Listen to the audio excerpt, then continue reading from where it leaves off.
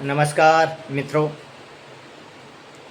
આજે તારીખ 6/10/2025 વાર સોમવાર એટલે કે સોયગામ ખાતે આવેદનપત્ર આપવાનું છે।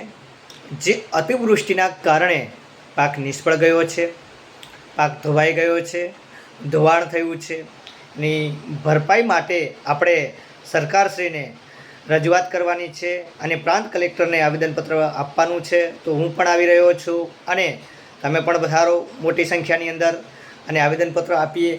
અને આપણા લોક લાડીલા સંસદ સભ્યો એટલે કે જ્ઞાનીબેન ઠાકોર પણ આવી રહ્યા છે અને પૂર્વ ધારાસભ્યશ્રી એટલે કે થરાદના ગુલાબસિંહભાઈ રાજપૂત પણ પધારી રહ્યા છે અને અનેક આગેવાનો, વડીલો અને કોંગ્રેસના હોદ્દેદારો પણ પધારી રહ્યા છે।